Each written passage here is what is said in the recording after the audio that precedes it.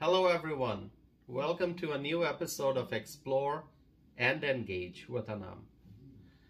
I recently heard some comments about whether or not it is difficult for the younger generation to succeed in this economy. And I think a lot of people understand that in this economy, in the economy that we are facing right now, even when someone works very hard and even when someone is trying to save money, it is still very hard to succeed. And that's the reality that we live in today. People are working hard and still struggling to make ends meet. And the economy doesn't make sense anymore. Price of real estate, energy price of everyday items. Prices are going up. Everything's going up. And I'm not even talking about luxury goods. I'm talking about basic things that people need. And there seems to be, for a lot of people, a lot of people are so frustrated that they think there's no hope of success. And the economy is very challenging for parents who love their children and want them to be successful. When parents see their adult children struggle, it is really heartbreaking. When a young adult suffers in this economy, no one feels the pain more than a loving parent. In many places around the country, a six-figure salary, even a six-figure salary, does not guarantee a comfortable life. Think of a place like New York City or a place like San Francisco. If you want to have a decent, comfortable life in New York City or in San Francisco, a nice, spacious apartment, good food, safe and reliable transportation, and a budget for recreation, $100,000 may not be enough. Now, I'm not talking about all the other problems that cities like New York and San Francisco have. There are lots of other problems that these cities have that I'm not going to discuss right at this moment. But I'm just talking about how expensive things have become. If you are looking at a city like New York or San Francisco, $100,000 is not going to be enough. As I said, think about a nice apartment, good food, safe and reliable transportation, and a budget for recreation. $100,000 is not going to be enough. And, people tend to use the term six-figure salary, but six-figure salary can mean a lot of different things. Six-figure salary can mean $100,000. It can mean $999,000. So I'm not talking about the higher end of a six-figure salary. I'm talking about 100,000, 120, 130, the lower end of a six-figure salary.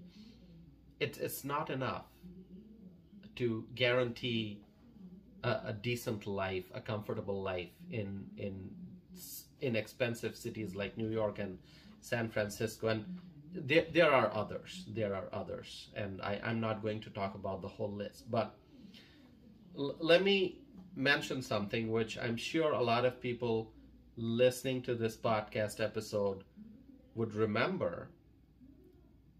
It was not that long ago, just a few years ago, there were people who were demanding that the minimum wage be raised to $15 per hour. $15 per hour. Now, think about present day. Do you think that $15 per hour will help a person live in decent housing and be able to afford decent transportation and save money for the future with just $15 per hour? I don't think so. Now, do you think that $20 would be enough to help someone succeed? Even $20 per hour is not enough in many cities in the United States.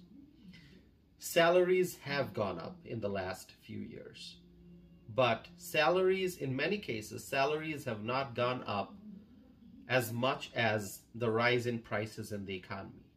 So the prices in the economy rose a lot more than the increase in salaries and wages.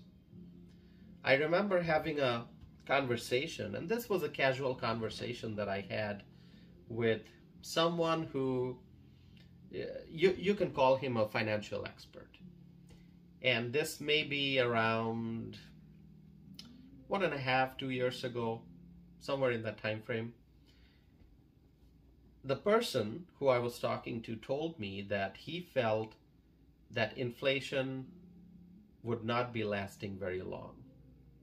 He had an optimistic view. He thought that this inflation would be temporary and that it would go away. And here we are, 1.5 to 2 years later, we are still struggling because of inflation.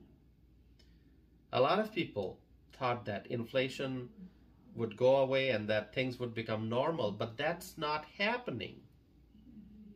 We are still suffering because of inflation. The question is there any hope that prices will come down and that things will become normal again, things will become affordable again? That's the question. There is growing frustration in this economy. People are extremely frustrated because of all the economic challenges that they are facing. A lot of people thought that inflation would go away, but that's not happening because the problems continue. We want to see inflation go away. We want to be back in a normal economy in which consumer goods are affordable. But when will we get to that point? I don't know. What I do know is that consumers are suffering each and every day. And this is happening in the United States as well as in many other countries around the world. Let me talk about Bangladesh. Bangladesh is the country where I'm originally from, and the people there are also suffering a great deal because of inflation. Prices of goods, prices of food in particular went up so much that a lot of middle class families and people who are in the low income category, they are facing tremendous challenges to put food on the table. Let me talk about something else. I mentioned Bangladesh, and one of the problems that Bangladesh has is energy shortage. And that's why something called load shedding is very common. It's very common in Bangladesh. And what do you mean by load shedding? It means that some parts of the country lose electricity when the power station cannot keep up with the demand. And so electricity goes away and then it comes back on later. And this repeats in a cycle. It goes away, it comes back on. It goes away, it comes back on. And so people may have to stay without electricity for hours before the electricity comes back on. And this is happening, this does happen in various parts of the country. When I look at the United States and I see this push for green energy by the people on the left, I wonder, are we also going to suffer from rolling blackouts in the future? It does not make any sense to me why the liberals are against fossil fuels. Why are they against fossil fuels? Fossil fuels are dependable. We can depend on fossil fuels. We can rely on fossil fuels. And yet, the liberals are waging a war against coal, oil, and gas. Our country depends on energy, reliable and affordable energy. If there are restrictions on coal, oil, and gas, then prices of everything else will go up. Because energy is needed in manufacturing, it's needed in transportation, It's needed in retail and so much more. We need energy each and every single day at our home and in our places of work. What we need in this country right now is common sense, and it seems that any lawmaker who is opposing fossil fuels is waging a war against common sense. My friends, I would now like to talk about Chicago, the city of Chicago.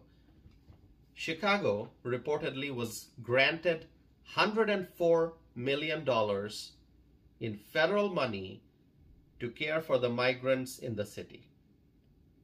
Chicago also recently allocated more than $50 million to provide support and services for the migrants. Also, according to a news report, there are questions about how the city spent more than $100 million to care for the migrants. How did they spend the money?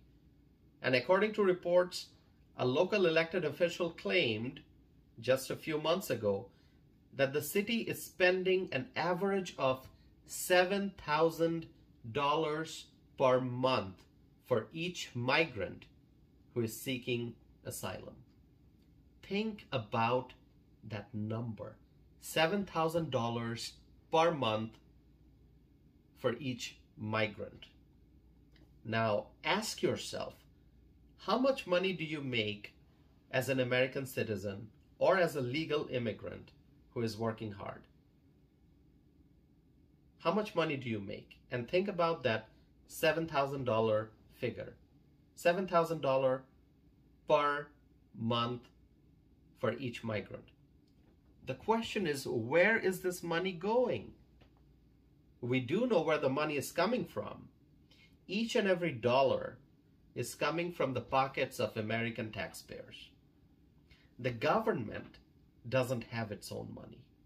And I have said that before, and I keep repeating that. The government doesn't have its own money. Whatever money the government has is taxpayer money. Local government, state government, federal government.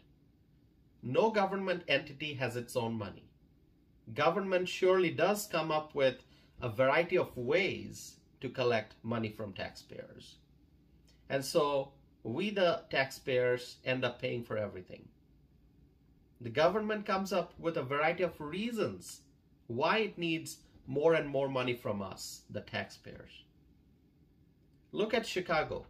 Millions and millions and millions of dollars spent, and we don't know how the money was spent. What specific services did the migrants receive? If the average spending on each migrant is $7,000, then the question is, what's the breakdown of this figure? How much of this money is being spent on housing? How much of this money is being spent on food?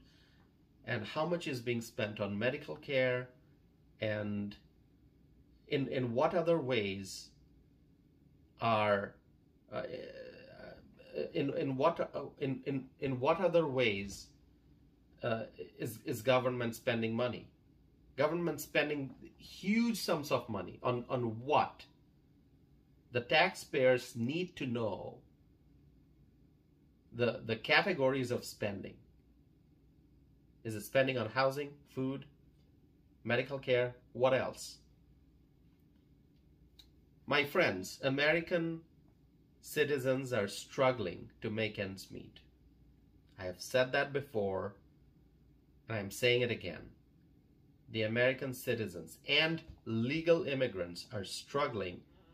They're struggling a lot. They are working hard, and they are dealing with inflation. They are dealing with this energy crisis, and they're trying to make ends meet. And here we have a figure that's being reported that the estimated average spending on each migrant per month is $7,000. This is taxpayer money.